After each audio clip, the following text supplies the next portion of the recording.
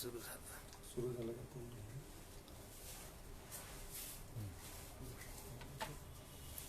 Live सुरू झाला. हरे राम राम राम हरे हरे, हरे कृष्ण कृष्ण कृष्ण हरे हरे. हरे राम. दादा आवाज येतो का? राम राम हरे हरे, हरे कृष्ण कृष्ण कृष्ण हरे हरे. आवाज येतो आवाज? हरे राम राम राम हरे हरे, हरे कृष्ण कृष्ण कृष्ण हरे हरे. हरे राम राम राम हरे हरे, हरे कृष्ण कृष्ण कृष्ण हरे हरे. गोपाल कृष्ण भगवान की जय. राष्ट्र संत तुकडोजी महाराज की जय. सेवालाल महाराज की जय. सब संतन की जय. परम पूज्य मोझरकर महाराज की जय. मंगल नाम तुम्हार प्रभु, जो गावे मंगल होत सदा. मंगलहारी कृपा तुम्हारी, जो चाहत दिल को दोत सदा. तुम्हाद नाद सुमंगल हो, अरुरूप तुम्हार निरामय है. तुकड्या कहे जो भजता तुमको, नित पावत मंगल निर्भय है. वसुदेवं सुतं देवं कंसचानूरमर्दनं, देवकी परमानन्दं कृष्णं वन्दे जगद्गुरु. गुरुर्ब्रह्मा गुरुर्विष्णु गुरुर्देवो महेश्वरा. गुरुर्साक्षात् परब्रह्म तस्मै श्री गुरुवे नमः. तस्मै श्री गुरुवे नमः. कृष्ण भगवान की जय. आजच्या या प्रवचन रूपी कार्यक्रमाचं निमित्त म्हणजे संत श्री नथुबाबा मोझरकर यांच्या निमित्तानं हा कार्यक्रम सुरू आहे. त्यामुळे मोझरकर महाराजांच्या बाबतीत त्यांच्याबद्दल दोन शब्द बोलावे असं वाटते. मोझर हे गाव दारवा यवतमाळ रस्त्यावर आणि मेन रोड पासून काही अंतरावर आहे. त्या ठिकाणचे राहणारे श्री नथुबाबा अतिशय हलाखीच्या परिस्थितीतून ज्यांनी शिक्षण घेतलं, 6वी वर्ग पास झाले आणि आर्थिक परिस्थिती कमजोर असल्यामुळे गावातील शाळेतच त्यांनी शिक्षकाची नोकरी सुद्धा केली. एका तपोवनेश्वर हेमाडपंथी मंदिरामध्ये त्यांनी तपश्चर्या केली आणि त्याच ठिकाणी त्यांनी एकनाथी भागवताचा अभ्यासही केला. हे राष्ट्रसंतांच्या बरोबरीचे माणसं होते. राष्ट्रसंतांचं सान्निध्य यांना लाभलं होतं आणि आध्यात्मिक क्षेत्रामध्ये अनेक मोठी पदही त्यांनी भूषवलीत. खटेश्वर महाराज संस्थान जोडमोहा या संस्थानचे ते सेक्रेटरी होते. गुरुकुंज आश्रम मोझरी तुकडोजी महाराज प्रणित जे आहेत त्याचे त्याही मंडळात संचालक मंडळात ते होते. आणि मोझरीच्या गुरुदेव सेवा मंडळाच्या समाधी स्थळी त्या ठिकाणी मोझरकर महाराजांचे भागवताचे कार्यक्रमही झाले आणि त्या भागवतामध्ये 2दा कार्यक्रम झाले आणि त्या भागवतामध्ये राष्ट्रसंत तुकडोजी महाराज स्वतः हजर राहायचे आणि यासारखा भागवतकार कधी पाहिला नाही अशी प्रशंसाही या मोझरकर महाराजांची राष्ट्रसंत तुकडोजी महाराजांनी केली. त्यांचं कार्य स्पृहणीय आहे.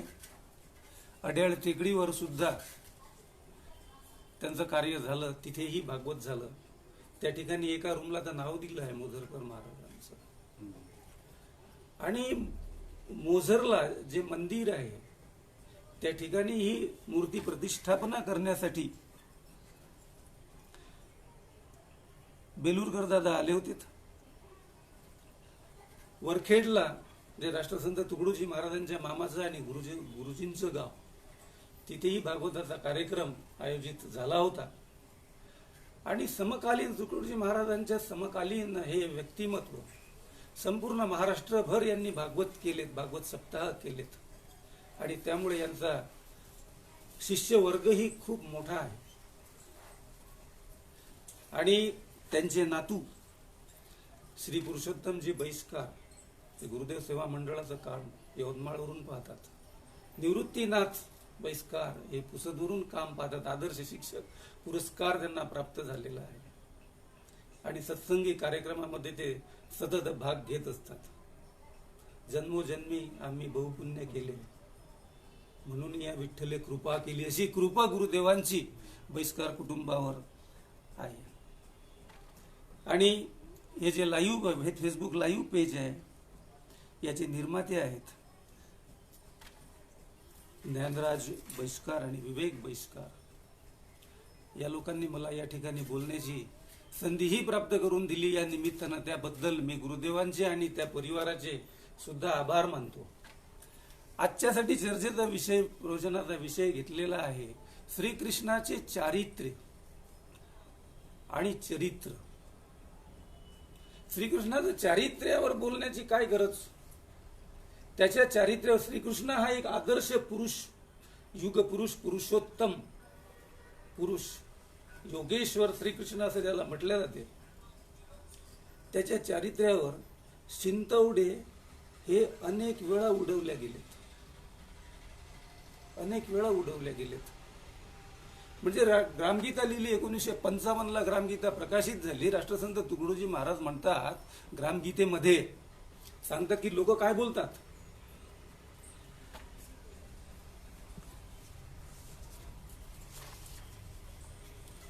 काही लोक निंदा करी, काही लोक ग्रामगीतेमध्ये लिहितात. थोडेसे एक शब्द बदलून सांगत आहे मी, त्यांची माफी मागून सांगतो वाटलं असतं. काही लोक निंदा करी म्हणे हिंदूंचा देव व्यभिचारी, 16,000 नारी करी. कसला देव? असं काही देवत्व आहे का? म्हणजे दुसरे लोक ज्यांच्यामध्ये मूर्तीपूजा नसते, जे इतर मार्गांमध्ये असतात आणि हिंदूंवर, हिंदूंच्या देवी देवतांवर टीका करण्यासाठी त्यांना काही एक लागत नाही.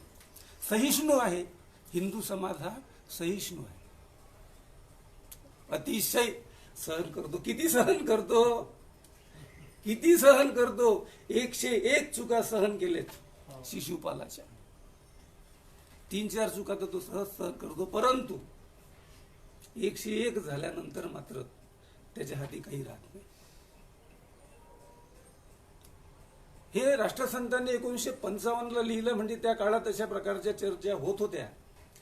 मी नुकत्याच झालेल्या चर्चा, ज्या 1 आणि 1.5 महिन्याच्या कालावधीमध्ये जे चारित्र्यावर शिंतवडे उठवले गेलेत श्रीकृष्णाच्या, आणि 1 ते 1.5 महिन्याच्या कालावधीमध्ये, म्हणजे श्रावण महिना आता नुकताच संपला, श्रावण महिन्यामध्ये श्रीकृष्णाची जयंती असते आणि जयंतीच्या काळामध्ये त्याच्या चारित्र्यावर शिंतवडे उडवले गेलेत. त्याचा उल्लेख काही मी करतो आणि ते प्रयोजन आहे त्याचं निराकरण करणे. ते कोणीतरी सांगितलं पाहिजे ना की ते चुकीचं आहे. मी त्याचा थोडासा प्रयत्न करतो, त्याची बाजू कोणाला उचलली पाहिजे. एक हिंदुस्तान टाइम्सची वार्ताहर आहे ती बाई, आणि राष्ट्रीय पातळीवरचा तो पेपर आहे. तिनं तिच्या ट्विटरवर लिहिलं आणि लिंक दिली होती हिंदुस्तान टाइम्सची. व्हॉट्सअपवर आलेले हे मेसेज आहेत, त्यामुळे यात काही अडचण नाही, तपासून पाहायची, कोणीही तपासून पाहू शकतो. माझ्या फोनवर आले तसे इतरांच्याही फोनवर आलेले असतील. तिनं म्हटलं की श्रीकृष्ण हा व्यभिचारी होता. अशा प्रकारचं जे एखाद्या मुलीनं वाक्यरचना वापरायला नाही पाहिजे, बोलायला नाही पाहिजे, ते शब्द मला इथून बोलता येणार नाहीत, अशा प्रकारचे शब्द तिने तिच्या ट्विटमध्ये लिहिले. नंतर तिची कंप्लेंट झाली झाल्यानंतर हिंदुस्तान टाइम्सनं तिला त्या नोकरीवरून, त्या पदावरून काढून टाकलं. ही बाब वेगळी.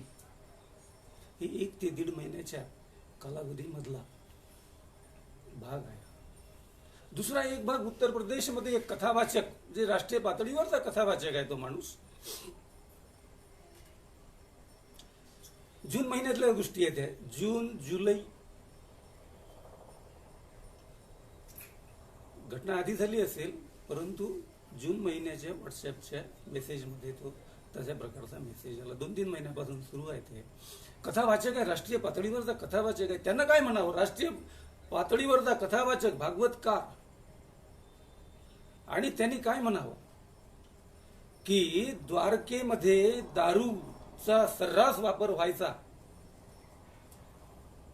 आणि बलराम हा दारुड्या होता.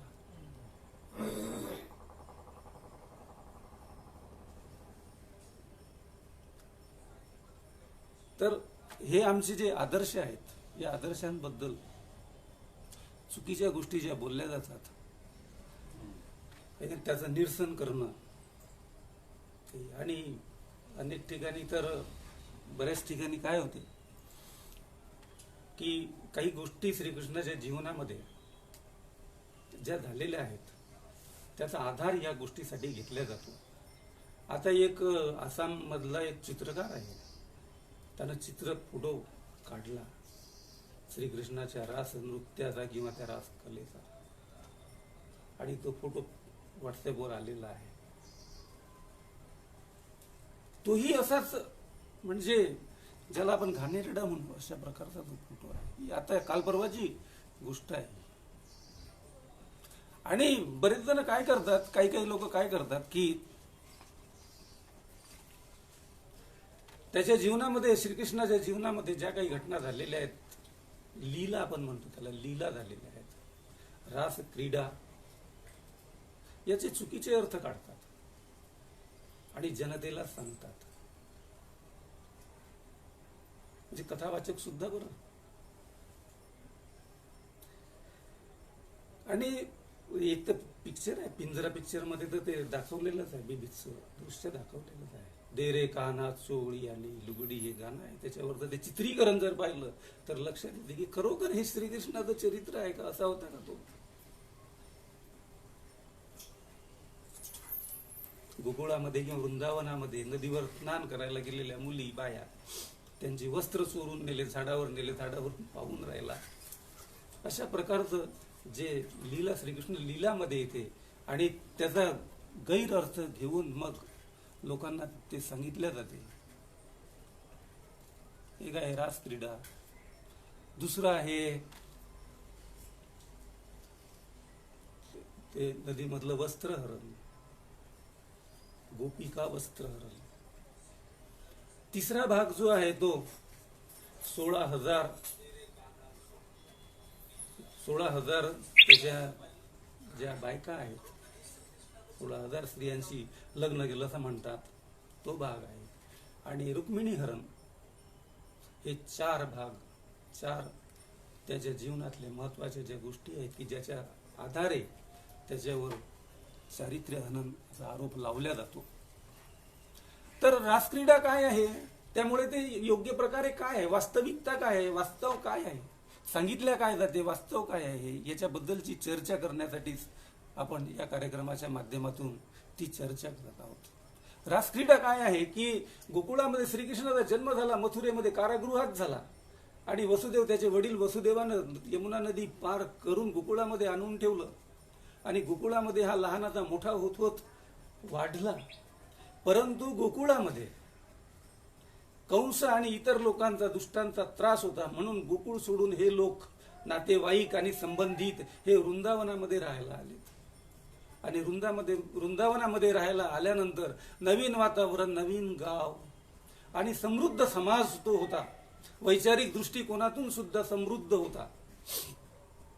आणि त्यावेळेस वय, श्रीकृष्णाचं वय 7 वर्षाचं होतं. श्रीकृष्णाचं वय हे 7 वर्षाचं होतं आणि राधेचं वय हे 12 वर्षाचं होतं जेव्हा गोकुळामधून वृंदावनामध्ये हे लोक सगळे राहायला आले. आणि लहानपणी तर आपणही सगळे पाहतो, लहानपणी मुलं मुली एकाच खेळतात, एका नदीत आंघोळ करतात. आजच्याही काळात जर स्विमिंग पूलमध्ये लहान मुलांचं असलं तर ते मुलं मुली एकाच आंघोळ करत असतील. त्यात कोणी काही वावगं म्हणते काय? 7 वर्षाचा मुलगा, 12 वर्षाची मुलगी, आणि त्यावर एवढं मोठं आकांड तांडव करून,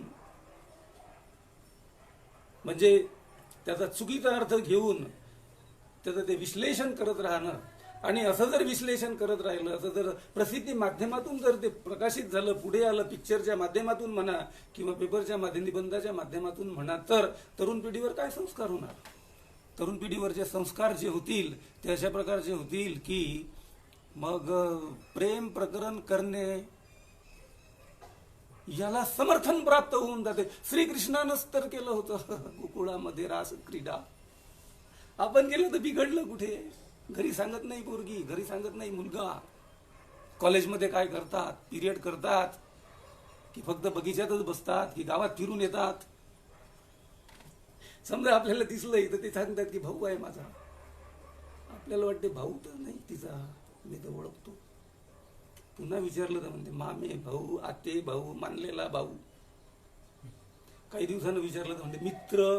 मित्राचं रूपांतर मग नंतर पुढे जे विपरीत परिस्थितीमध्ये होते आणि त्यालाही समर्थन मग मिळते. समर्थन घेतल्यासारखं बोलतात हे लोक की श्रीकृष्णानं तर केलं, रुक्मिणी हरण केलं, रुक्मिणीला पळवून नेलं, रुक्मिणी पळून गेली, मग मीही तसं केलं तर काय होईल? काही होणार नाही. 4-8 दिवस सगळे रागावतील, शांत होऊन. आणि म्हणजे तारुण्यामध्ये होणाऱ्या चुकांना समर्थन प्राप्त होऊन जाते जर अशा प्रकारचं जर चरित्र श्रीकृष्णाचं मांडलं गेलं तर. आणि ते होत आहे. आणि म्हणून ते तसं नाही हे सांगण्याचं, म्हणून मी सांगितलं की लहान मुलं, मुलांचा नेता, मुलांचं नेतृत्व करणारा श्रीकृष्ण 7 वर्षाचा, आणि मुलींचा नेतृत्व करणारी एखादी असते ना हुशार मुलगी असली तर ती सगळ्यांच्या लीडर बनते की नाही खेळामध्ये. तिचं नेतृत्व करणारी राधा, आणि राधा आणि कृष्णाचे असे काय प्रेम संबंध. प्रेम म्हणजे कोणतं? ते जे वासनात्मक ज्याला म्हणतात ते निस्सीम प्रेम तर असावं. 2.5 अक्षर प्रेम का सगळ्यात मोठी भक्ती आहे प्रेमाची. प्रेम भक्ती सगळ्यात मोठी भक्ती आहे. भक्त आणि देव याचं प्रेम, असं प्रेम असावं. वासनात्मक प्रेम जे त्या कृत्यांमधून, दृश्यांमधून मांडल्या जाते, ते कसं काय असू शकते? 7 वर्षाचा मुलगा आणि 12 वर्षाची मुलगी. राधाकृष्णाचे मंदिर आहेत. प्रेम मंदिर नावाचं मंदिर आहे. जसं ताजमहलला लोक प्रेमाचं प्रतीक म्हणून पाहतात आणि जातात, तसं प्रेम मंदिरला सुद्धा जातात. ते त्या प्रेमाचं प्रतीक आहे का? मित्रत्वाचं प्रेम वेगळं, आई वडिलांचं प्रेम वेगळं, मुलगा आणि आईचं प्रेम वेगळं, नवरा बायकोचं प्रेम वेगळं. तसे आदर्श अशा प्रकारचं चुकीचं प्रकारचं समर्थन प्राप्त होऊन जाते. आणि अशा प्रकारच्या काही घटना ज्या वस्त्रहरणाच्या, नदीवरच्या वस्त्रहरणाच्या, आता 7 वर्षाचा मुलगा कशाला, आणि केलंय तर समजा ते वस्त्रहरणाच्या तशा घटना त्याच्या आयुष्यामध्ये झाल्याही असतील, नाही झाल्या असतील अशातला भाग नाही. परंतु त्यामध्ये वासनेचा दृष्टिकोन येतो काय? नाही, कुठेच नाही. सोबत पोहायचे नदीवर, एवढाच त्याचा अर्थ. आणि वस्त्रकाला पवले त्यामध्ये एक संदेश आहे, त्यामध्येही संदेश आहे. दुष्टांचं राज्य आजूबाजूनं होतं, राक्षसांचं राज्य आजूबाजूनं होतं. ते गोकुळात येऊन त्रास द्यायचे, तसेच ते वृंदावनातही येऊन त्रास देतील. दुष्टांची नजर मुलीबाळींवर पडली तर काहीही अनर्थ घडू शकतो. त्यामुळे 17 वेळा सांगूनही जर तुम्हाला हे पटत नसेल आणि त्यानुसार तुम्ही वागत नसाल तर मग जो हुशार आहे, बुद्धीनं हुशार आहे, तो कोणती तरी कृती करून दाखवणारच ना. कोरोनाच्या आजच्या काळामध्ये मास्क बांधायला सांगतात, सगळेच बांधतात काय? सगळेच मी तर नाही बांधला, कारण मी आता इथं बसून आहे आणि माईक मधून तर 4-5 फुटाचं अंतर असल्यामुळे त्याचा संसर्ग होणार नाही. आपण सगळेजण या ठिकाणी बसलेले आहात, सुरक्षित अंतर ठेवून बसलेले आहात. परंतु सुरक्षित अंतर न ठेवताही, मास्क न बांधताही बरेच लोक फिरताना दिसतात की नाही? मग त्यांच्यावर काहीतरी कारवाई केली पाहिजे की नाही? श्रीकृष्णाने ती कारवाई केली ना. एकदा वस्त्र बाजूला नेऊन ठेवले. त्याच्यानंतर उघड्याने आंघोळी करायच्या नाही, हेच हा संदेश त्यामधून श्रीकृष्णाने दिला. रासक्रीडा काय आहे की होळीचा सण आला, 7 वर्षाचा मुलगा, 12 वर्षाची राधा. होळीचा सण आला आणि पौर्णिमेचा दिवस. सगळेजण यमुनेच्या काठी मैदानात जमलेत आणि मृदंग, टाळ, मंजिरा याच्या आधारे नाच, गाणे आणि खेळ करायला लागले. होळीच्या दिवशी आपल्याकडेही खेळ होतात, बऱ्याच ठिकाणी खेळ होतात, आताही होतात, मनोरंजनाचे कार्यक्रम होतात. तसा त्या मुलांचे खेळ सुरू झालेत आणि मुलं थकल्यानंतर श्रीकृष्णानं बासरी काढली आणि ती दैवी मधुर धून जेव्हा सुरू झाली तेव्हा सगळे गोप गोपिका म्हणजे त्या वृंदावनात राहणारे मुलं मुली तल्लीन झालेत, मंत्रमुग्ध झाले आणि फेर धरून नाचायला लागलेत. आणि साहजिक आहे, जो चांगली बासरी वाजवून राहिला, चांगलं वाद्य वाजवून राहिला, त्याच्या भोवती फेर धरून नाचणार. ही गोष्ट ही झाली रासक्रीडा आणि आजही ती परंपरा सुरू आहे. त्यामुळे त्याच्याकडे असं वाईट दृष्टीनं राधाकृष्णाचे संबंध कशा प्रकारचे, एक थी मीरा एक थी राधा, कशा प्रकारचे होते. त्यांचं प्रेम होतं परंतु लग्न होऊ शकलं नाही, अशा वगैरे गोष्टी करण्याची काही गरज नाही. काही गरज नाही. ते राधा ही श्रीकृष्णाची निस्सीम भक्त होती, एवढाच अर्थ त्यामध्ये आहे. बस हेच प्रेम, भक्त आणि देव एवढंच प्रेम त्यांच्यामध्ये होतं. किती मोठं प्रेम आहे हे, किती मोठं. प्रेमाची उंची सांगायची असेल तर प्रवचनकार कीर्तनकार सांगतात की राधेनं दूध पिल्यानंतर जर तिच्या तोंड भाजलं तर श्रीकृष्णाच्या तोंडात फोडं यायचेत.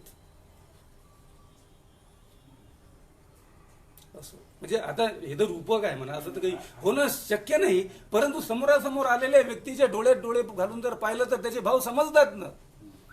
कोणाला समजतात? मित्राला समजतात.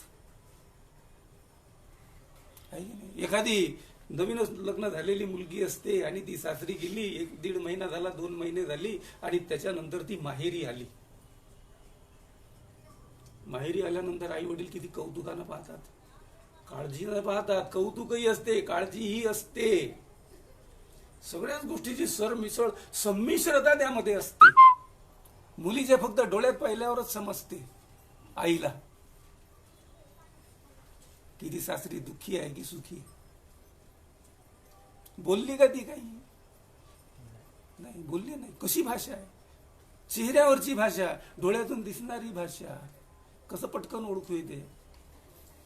त्यात अर्थ असा की राधेचं दुःख कृष्णाला ओळखू यायचं, कृष्णाचं दुःख राधेला ओळखू यायचं.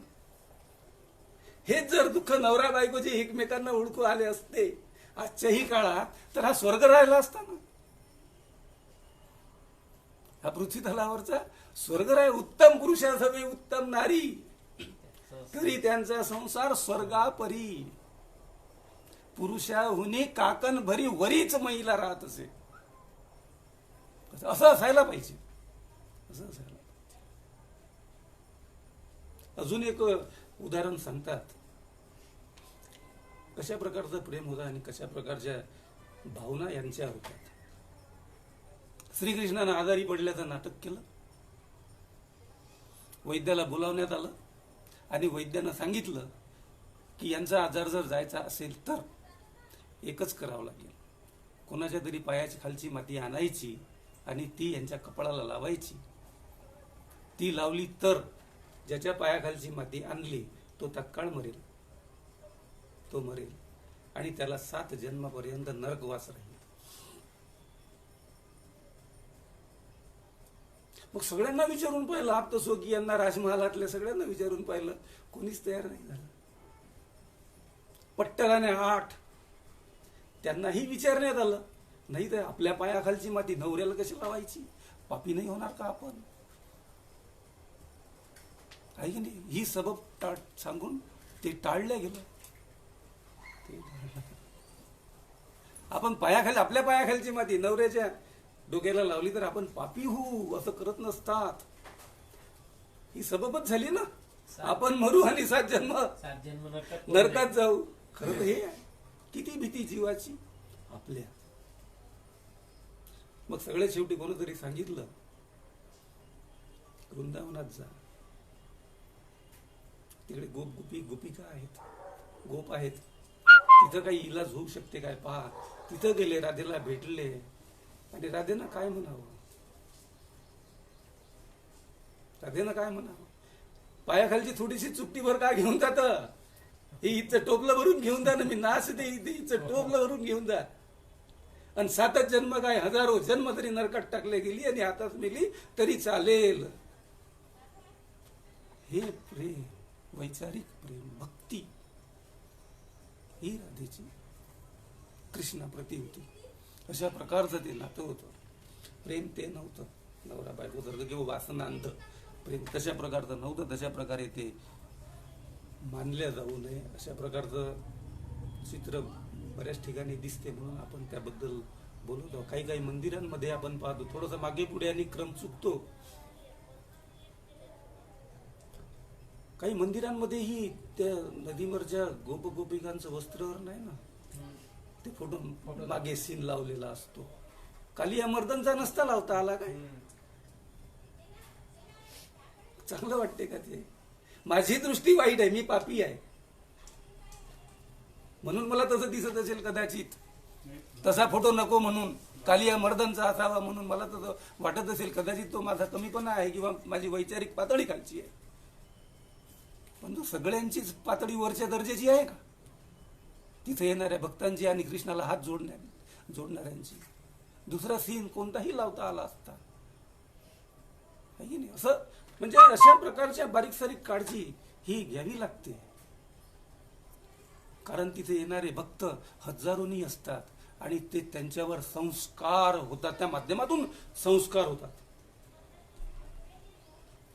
प्रचलित सिनेमांमधून फक्त तुम्ही खूप आयडियल सिनेमा दाखवा. म्हणजे आजच मी एक बातमी वाचली व्हॉट्सअपवर, एक सिनेमा होता आणि त्या सिनेमामध्ये खूप चांगलं दाखवलं गेलं, इंजिनिअरिंगचे मुलं वगैरे खूप चांगल्या प्रकारे दाखवलं गेलं. परंतु इंजिनिअरिंगचे मुलं दारू पितात हेही त्या सिनेमामध्ये दाखवलं गेलं. आणि ते स्तंभ लेखक लेखिका म्हणते की मला हे आवडलं नाही. आणि तो सिनेमा रिलीज झाल्यानंतर इंजिनिअरिंगच्या विद्यार्थ्यांमध्ये दारू पिण्याचं व्यसन हे वाढीस लागलं. प्रसार माध्यमांचा परिणाम तरुण पिढीवर अशा प्रकारे होतो. त्यामुळे खूप जबाबदारी असते, सेन्सॉरशिप असते, जबाबदारी असते. त्यामुळे व्यासपीठावर बसूनही, या व्यासपीठावर बसूनही काळजीपूर्वकच समोरची पब्लिक, तरुण विद्यार्थी यांच्यावर काय परिणाम होईल याचा विचार करूनच प्रबोधन. हे प्रबोधन म्हणजे धार्मिक प्रबोधनच असते अशातला भाग नाही, हे समाज प्रबोधन सुद्धा असते.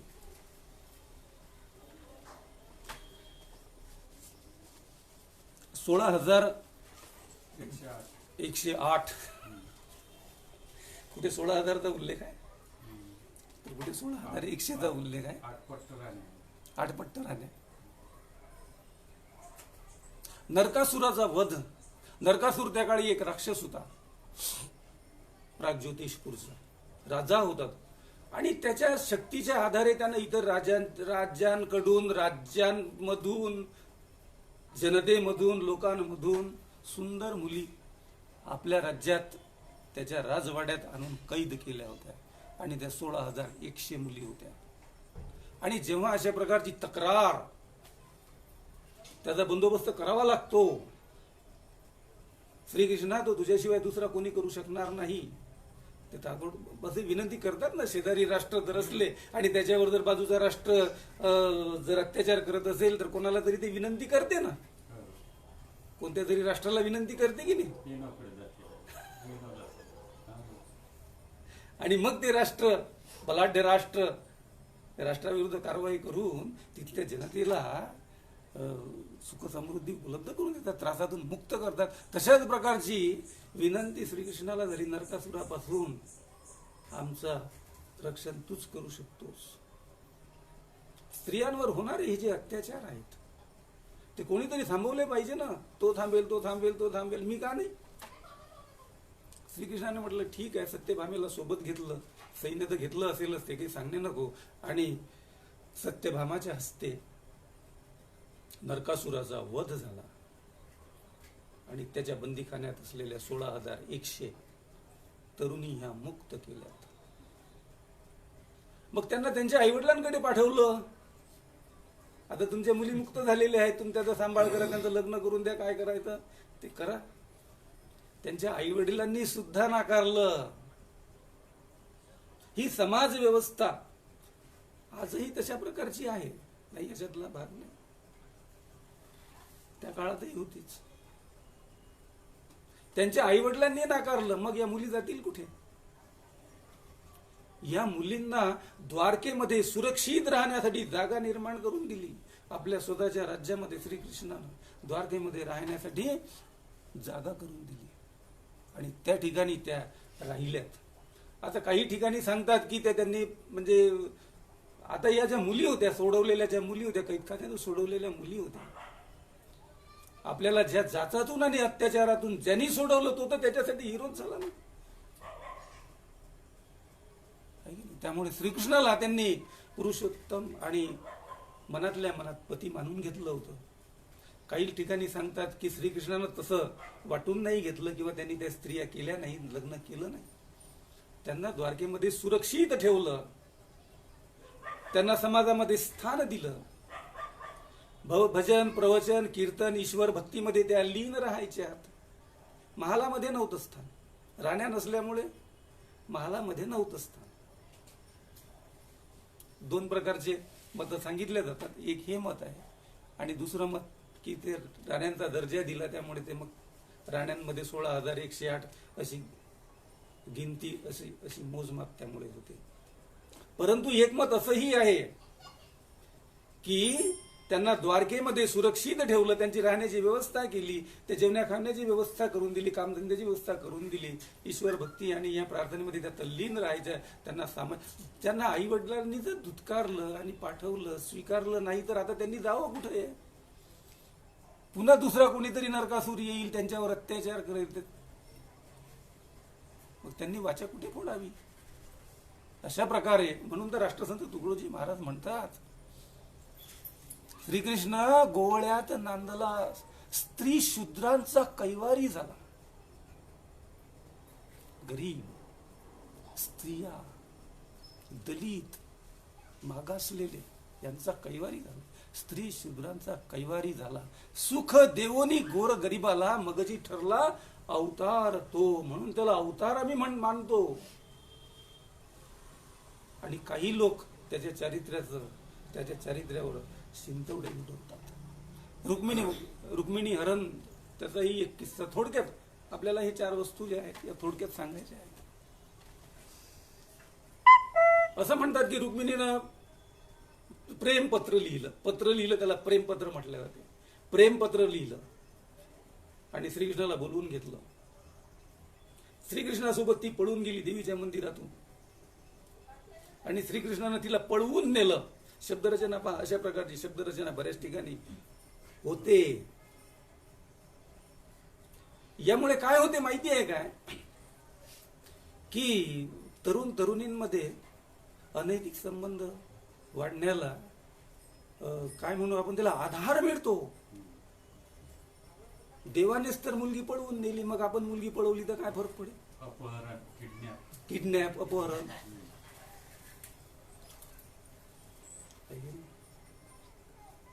ती मुलगी रुक्मिणीच तर पळवून गेली. देवाच्या सोबत असो का कोणा कृष्णासोबत आपणही पळून गेलो तर काय होईल? काही होणार नाही. म्हणजे समर्थन प्राप्त होऊन जाते आणि त्यामुळे मग काय होते की तरुणींमधले जे अनैतिक संबंध जे नको व्हायला पाहिजे ते होतात आणि त्याचे झाल्यावर त्याला हे पुरावा म्हणून सादर केला जातो. त्यानं केलं, आपण काय केलं, जाऊ द्या. तसं नाहीये, तसं नाहीये. त्या दोघांचाच विवाह होता असातला भाग नाही आहे, तो ठरवून केलेला विवाह होता. रुक्मिणीचे वडील भीष्मक, विदर्भ राज्य कौंडिन्यपूर, कुंडिनपूर तिथे राजधानी होती. त्याची सहमती होती, रुक्मिणीच्या आईची सहमती होती. फक्त सहमती नव्हती ती कोणाची? तिच्या भावाची, रुक्मीची नव्हती. कारण त्या काळात बलाढ्य राजे जे होते ते होते कंस, जरासंध, शिशुपाल. आणि त्यामुळे शिशुपालाला रुक्मिणी द्यायची असा रुक्मीचं मत होतं. कारण राजनैतिक संबंध जर चांगले ठेवायचे असतील तर असं करावं लागेल. कदाचित रुक्मीची पण सुद्धा ते हे असेल, मजबुरी असेल त्यामध्ये राजनैतिक संबंध तसे ठेवा. परंतु भीष्मकाने त्याची बायको म्हणजे रुक्मिणीची आई यांचं मत होतं की रुक्मिणी ही श्रीकृष्णाला द्यायची. आता हे कशावरून समजते? एक म्हणजे मला एकनाथाचंच आहे, एकनाथानं लिहिलेलं आहे रुक्मिणी स्वयंवर आख्यान. त्यामध्ये याचं सविस्तर वर्णन आहे, सविस्तर चर्चा आहे. आणि एक लग्नाचा श्लोक आहे पहा. लग्नाचा श्लोक कशा म्हटला जातो? आली लग्न घटी, हे शेवटचा श्लोक आहे. राजा भीमक रुक्मिणी सनयनी देखो चिंता करी. मुलीच्या लग्नाची काळजी तर कोणालाही असते हो, पण काळजी कशामुळे असते आजकाल लोकांना? मुलीच्या लग्नाची काळजी. तिला झाडता येत नाही, तिला स्वयंपाक करता येत नाही, ती ग्रॅज्युएट झाली, मार्क खूप आहेत, परंतु एका ठिकाणी काय झालं की एक मुलगा पाहायला आला आणि मग त्या मुलाच्या आईनं विचारलं, बाळे तुला काय काय येते? तर तिनं सांगितलं, मला जावा येते, कोबोल येते, वर्ड्स, मायक्रोसॉफ्ट वर्ड येते, मायक्रोसॉफ्ट पॉवर पॉईंट. आता त्या आईला समजणार का मुलाच्या आईला या सगळ्या गोष्टी? तिनं पाहिलं मुलाकडे की बा हे काय आहे, हे पदार्थ काय आहेत? मुलगा म्हणे हे पदार्थ नाही, हे कम्प्युटरची भाषा आहे. कम्प्युटरची भाषा अनेक प्रकारे नाही. म्हणे स्वयंपाकातलं काय काय येते? स्वयंपाकातलं काही येत नाही, माझ्या आईनं मला शिकवलंच नाही. तू म्हणे फक्त कॉलेजमध्ये जा, तुझी या पायावर उभी राहा, घरी गेल्यावर स्वयंपाक करावाच लागतो. ते तर आहेच लागलेलं. हे किस्से आहेत आजकालचे. ही चिंता. मग बापाला चिंता कशाची? सासरी गेल्यानंतर जरी स्वयंपाकच नाही करता आला तर. तशी चिंता नव्हती भीष्मकाला. भीष्मकाची चिंता काय होती? राजा भीमक रुक्मिणी सनयनी देखो चिंता करी, ही कन्या सगुणावरा कवना सिम्या देईजे. ही कन्या कशी आहे? सगुण आहे, गुणासहित आहे. कोणते गुण आहेत तिच्यात? फक्त रूपसंपन्नता एवढा गुण नाही आहे तिच्यात. तो तर गुण आई वडिलांकडून येत असतो. सुद्धा काय असते त्याच्यात? रूपसंपन्नतेमध्ये आपलं काय असते? तो तर आई वडिलांकडून आलेला असतो. हिच्यामध्ये काय काय गुण होते? ही शूरवीर होती, लढवय्ये होती, शस्त्राचं शिक्षण हिनं घेतलेलं होतं, न्यायशास्त्राचं शिक्षण हिनं घेतलेलं होतं, आणि दयावान होती, करुणावान होती. म्हणजे योग्य नाही झाला पाहिजे अशी तळमळ तिला राहायची. अशा चांगली सुस्वभावी, न्यायाचं ज्ञान असलेली, शस्त्राचं ज्ञान असलेली मुलगी कोणाच्याही गळ्यात बांधून द्यायची का? ही चिंता भीष्मकाला होती की योग्य वर कोणता, योग्य वर कोणता. आता एक विचार श्रीकृष्ण नवरा. कोण म्हणतो? भीमक. त्यासी समर्पू म्हणे. भीष्मक म्हणत आहे ना, रुक्मिणी एकटी पडून गेली श्रीकृष्णासोबत, असं कसं काय म्हणता येईल? असं कसं काय सांगता येईल? आणि असे कसे काय अर्थ लावून घेता येईल? लग्नाच्या श्लोकामध्येच हाच तर पुरावा आहे की हे लग्न आई वडिलांच्या इच्छेनुसार होतं, मात्र रुक्मिणीच्या मताच्या विरुद्ध होतं शिशुपाल सोबत. मुलीचा विचार घ्यावा लागेल की नाही? मुलीचं चुकत असेल तर तिला आपण सांगता येईल, त्याची काही अडचण नाही आहे. तिनं चुकीचा, दुष्प्रवृत्तीचा माणूस निवडला असता तर. परंतु जर भाऊ शिशुपालासारख्या क्रूर माणसाला देत असेल तर तिला विचार करावा लागेल ना. तिनं दूध पाठवलं श्रीकृष्णाकडे आणि श्रीकृष्णाकडून मग ते सगळ्या गोष्टी आपल्याला माहिती आहे. मग श्रीकृष्णानं पूजेवरून देवीची पूजा करून रुक्मिणी आल्यानंतर आपल्या रथात बसवलं आणि द्वारकेकडे कूच केलं.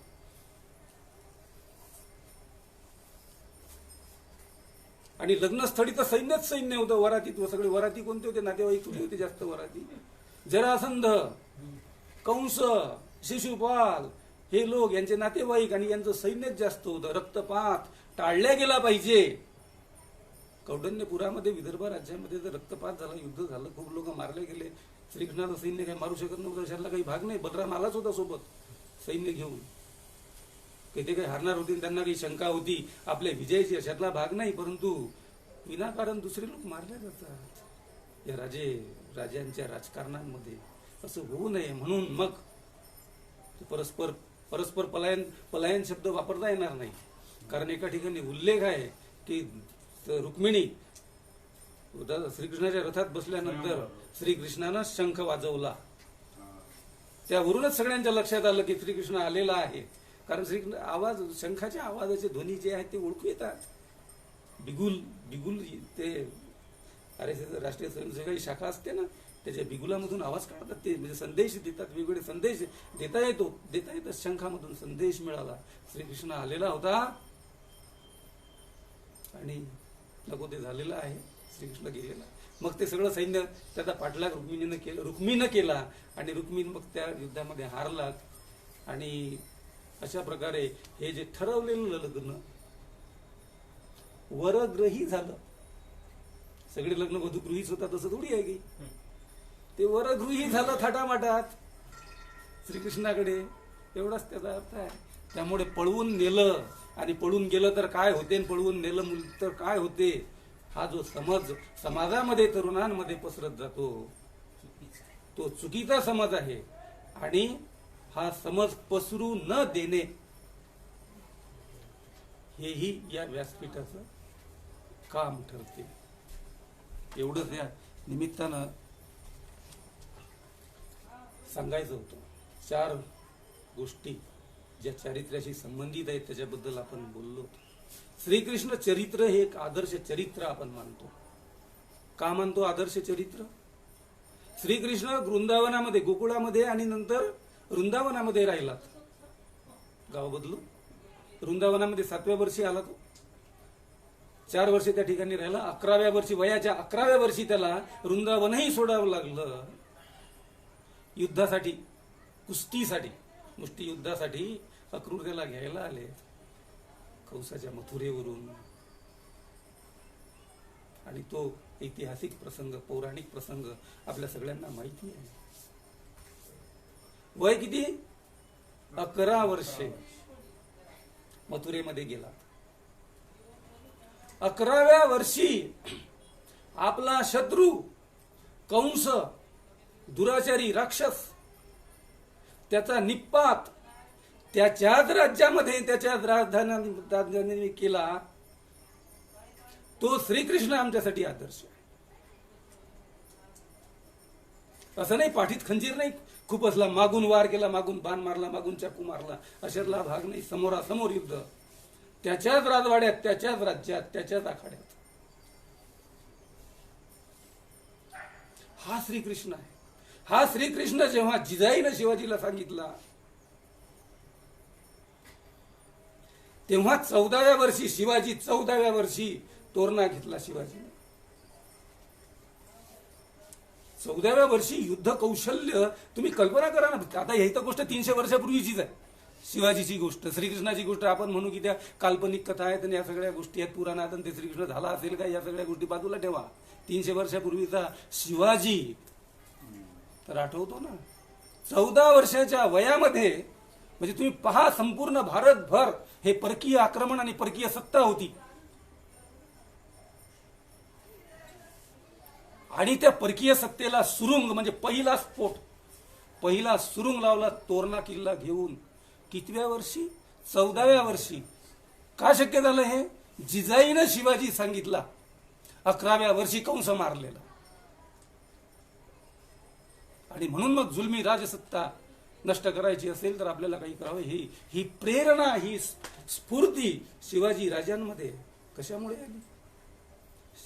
त्या कृष्णामुळे आली. म्हणून तो कृष्ण आमच्यासाठी आदर्श आहे. महाराणा प्रताप यांचंही चरित्र पहा. जंगलामध्ये राहिलेत, भिल्लांची मदत घेतली, परंतु परकीय सत्तेच्या विरुद्ध लढलेत. मुत्सद्दी आणि गनिमी कावा शिकायचा असेल तर आपण म्हणतो शिवाजीकडून शिकावा. शिवाजीनं तो शिकला श्रीकृष्णाकडून. जिजाईनं तो सांगितला, मांडला. गंमत म्हणजे ही परकीय सत्ता शेकडो वर्षापासूनची होती. परकीय सत्ता म्हणजे एकतर आता ते वाक्य लाईव्ह आहे ना, त्यामुळे काही काही गोष्टी उच्चारता येत नाहीत. आपली काय परिस्थिती राहिली असती त्याचा एक अंदाज बांधला जातो. त्या परकीय सत्तेला म्हणजे आपण म्हणतो की स्वातंत्र्य युद्ध हे 1857 ला सुरू झालं. ते इंग्रजांच्या विरुद्धच होतं. परंतु परकीय सत्तेच्या विरुद्ध जे युद्ध सुरू झालं ते 1647 ला सुरू झालं. शिवाजीनं तोरणा ज्या दिवशी घेतला त्या दिवशी.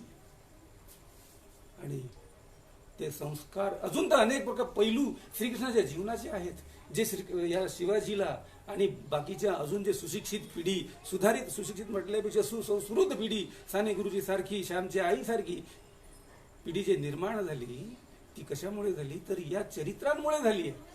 श्रीकृष्ण चरित्र, प्रभू रामचंद्र चरित्र त्यांच्यामुळे झाली.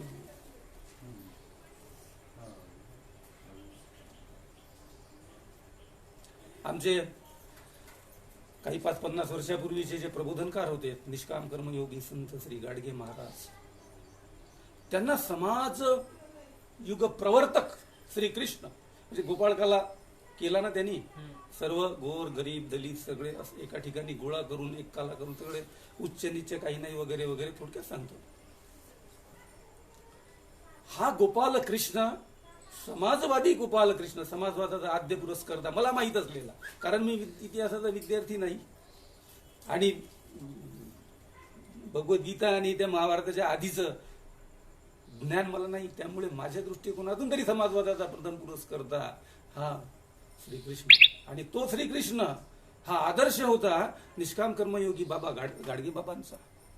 गोपाला गोपाला देवकीनंदन गोपाला हे भजन तर त्याचं आवडीचं होतं. जसं आपण वारकरी संप्रदायामध्ये कीर्तनामध्ये विठ्ठल विठ्ठल म्हणतो तसं ते गोपाला गोपाला म्हणायचे.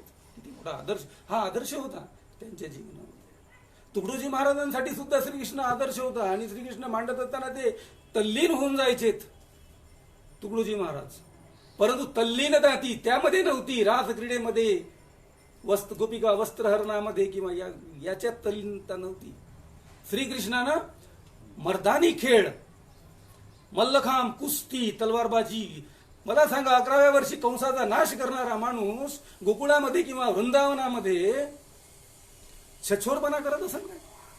की त्यानं अखाडा काढला असेल, व्यायाम केला असेल, सकस अन्न खाल्लं असेल, हे केलं असेल ना, दंड बैठका मारल्या असतील. हे करावं लागते 11व्या वर्षी जर निपात करायचा असेल कोणाचा तर कुस्ती खेळणं जोग आहे का? हा हा हे काही जोग आहे? ही तयारी करावी लागते. एका दिवसात शत्रूच्या तलवार, आपलीच तलवार आपल्याला लागली तर काय करता?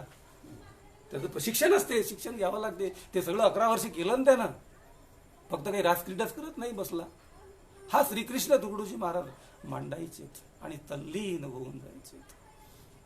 कधी येशील मनमोहना पाहण्या भारत आपुला पुन्हा.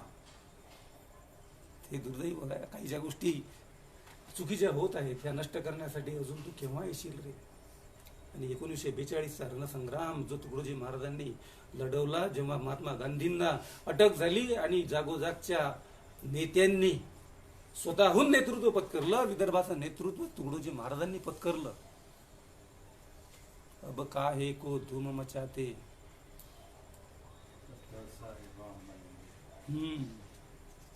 सुरुवात कुठून? अब काहे को धूम मचाते दुखवा कर भारत सारे आते हैं नाथ हमारे. अशा प्रकारचं ते एक खूप सुंदर भजन आहे.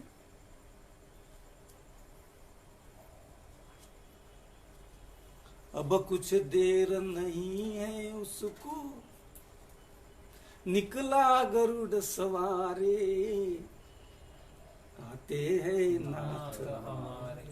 आणि त्या भजनामध्ये पत्थर सारे बम बनेंगे, भक्त बनेगी सेना वगैरे वगैरे हे जे द्वेष पूर्ण भजन. ज्या गावी भजन झालं, भजनाचा कार्यक्रम झाला आणि दुसऱ्या गावी ते निघाले, या गावी आग लागून जायची. इंग्रजांच्या विरुद्ध एवढं मोठं रान भडकवलं, वनवा विदर्भामध्ये वनवा भडकून टाकला होता. कशाचा आदर्श होता तुकडोजी महाराजांच्या समोर? श्रीकृष्णाचा आदर्श होता. अन्यायाविरुद्ध लढला पाहिजे, हा आदर्श त्यांच्याजवळ होता. आणि अशा प्रकारचे हे पुरुषोत्तम योगेश्वर श्रीकृष्ण जर समजून घ्यायचा असेल, आणि त्याच्यावरचा चारित्र्य हननाचा आरोप काही आजचाच होतो असातला भाग नाहीये. एक खूप मस्त भावगीत कवीश्वरने रचलेलं आणि सुधीर फडकेनं गायलेलं एकांतात ऐकण्यालायक आहे. माना मानव वा परमेश्वर, मी स्वामी पतितांचा, भोगी म्हणून उपहासा मी योगी कर्माचा. माझा उपहासच केलेला आहे सगळ्या जनतेनं, सगळ्या लोकांनी सदा सर्व काळ, परंतु मी कर्मयोगी आहे. श्रीकृष्ण म्हणतो त्या भजनामध्ये, त्या भावगीतामध्ये, रुक्मिणी माझी सौंदर्याची प्रगटे जरी प्रतिमा,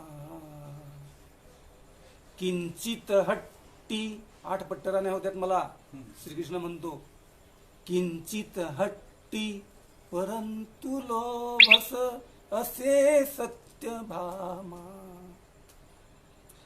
तरीही वरी तो सहस्त्र 16 कन्या मी अबला, पराधीन ना समर्थ घेण्या वार कलंकाचा. जो कलंक त्यांच्यावर लागलेला आहे तो सांभाळण्यासाठी, तो निवारण्यासाठी त्या असमर्थ आहेत. त्यांचा मी स्वीकार केला. लोक मला भोगी म्हणतात, त्याचाही मला स्वीकार आहे, परंतु मी योगी कर्माचा आहे. असा योगेश्वर श्रीकृष्ण. गोकुळ अष्टमी नुकतीच होऊन गेली, त्या निमित्तानं आणि मोझरकर बंधू दत्तूरामजी राठोड आणि दत्तूबाबा मोझरकर यांच्या निमित्तानं ही संधी मोझरकर कुटुंबियांनी मला प्राप्त करून दिली. मी सर्वांचा आभारी आहे. शांत चित्तानं ऐकून घेतलं त्याबद्दलही सर्वांचा आभारी आहे. आणि शेवटी असं सांगतो, पुन्हा पुन्हा प्रार्थतो, माझा आवाज सत्य नव्हे तो, या शरीराचा शंख वाजवला, ध्वनी काढला भगवंताने. शब्दरचना गावंढळ, वराडी माणूस आहे मी, पुण्याची मराठी भाषा येणार नाही मला. शब्दरचना गावंढळ हे मी मनी मानतो प्रांजळ, दोष तो माझा सकळ, गुण तो थोरांचा. चुकलं असेल तर माफ करा. जय गुरुदेव. विठ्ठल विठ्ठल विठ्ठल विठ्ठल विठ्ठल विठ्ठल विठ्ठल विठ्ठल.